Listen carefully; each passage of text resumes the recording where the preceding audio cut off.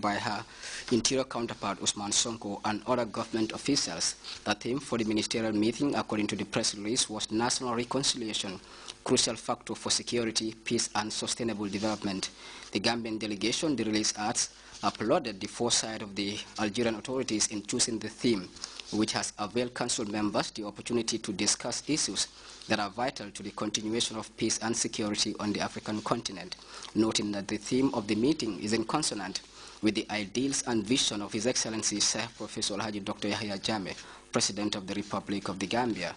This fact, the release from the Minister of Foreign Affairs maintains, was amply manifested by His Excellency's strong support to the continent's efforts to vigorously promote national reconciliation as a key variable in achieving sustainable peace and development in Africa.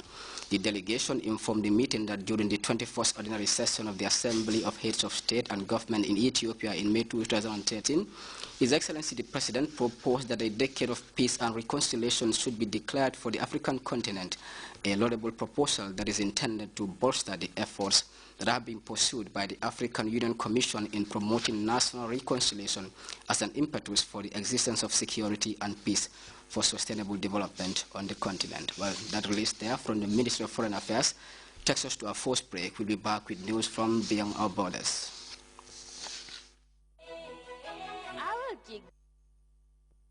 Ghana's leading ICT company, assemblers of mobile phones and computers, is now in the Gambia too. We are happy to bring our services to the people of Gambia and look forward to lasting relationship with the state and its people. Come choose from RLG's range of phones and computers and enjoy delightful after-sale service and the confidence of warranties that will keep your devices good as new.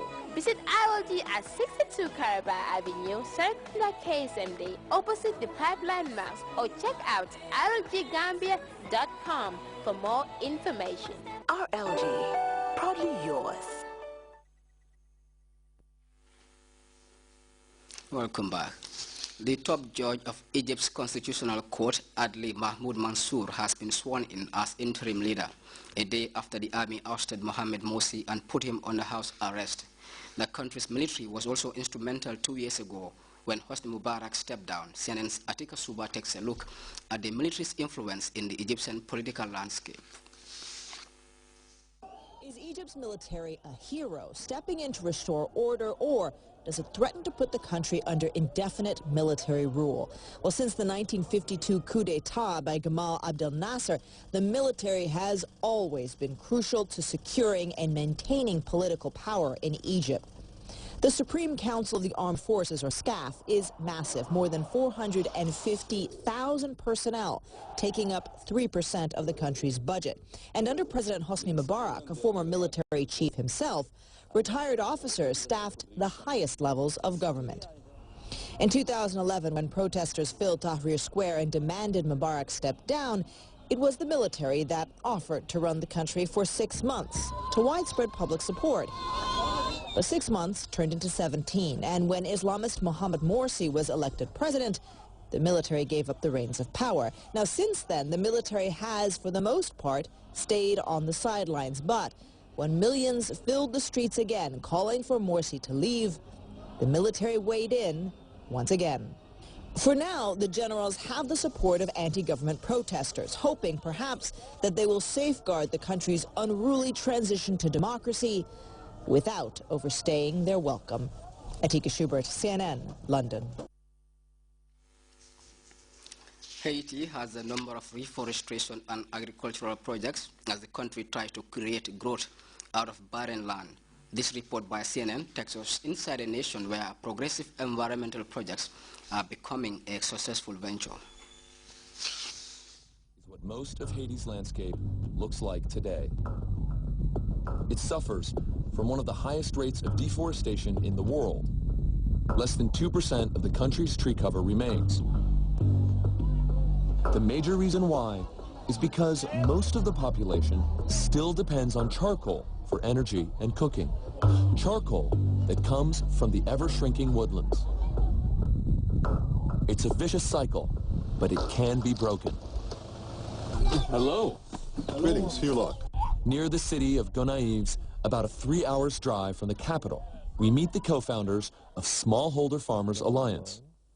Hugh Locke and Timote Georges created a farming co-op with a simple formula: plant trees, half for profit and half for reforestation. Farmers in Haiti have never been on the table discussing environmental problems. Now they have this opportunity. You just can't ask farmers to go out and plant trees. There's no public campaign that's going to achieve this goal. You have to be able to help farmers have more income from their crop side. There are 2,000 farmers here, and so far they've planted more than 2 million trees. So the farmers themselves manage to grow 1 million trees a year in 8 nurseries, and then coordinate the transplanting of those trees onto the farmers' land and community land. What I hadn't counted on was that the community would be transformed, because suddenly there was hope and there was a structure. And so the community had a way to deal with issues. And so that's been... From Haiti there, we take another short break.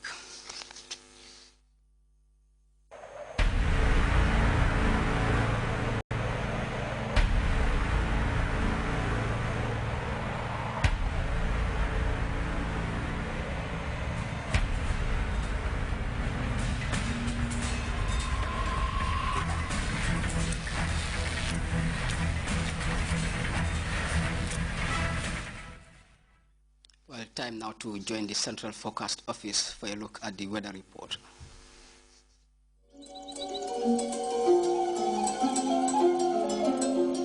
The source assures us of a continuous flow, and from there, everything follows. And for those of us who know what the River Gambia stands for, understanding its sustainability in all aspects of life is easily confirmed. The River Gambia provides nutritious delicacies as food, while it provides its wildlife a balanced ecosystem. This river, as a sanctuary, is committed to its inhabitants' needs without season. And as you travel along, all these values are replicated in one company, Elton, just like the River Gambia, leads in its commitment to values that matter most. Elton, championing the vision for a new generation.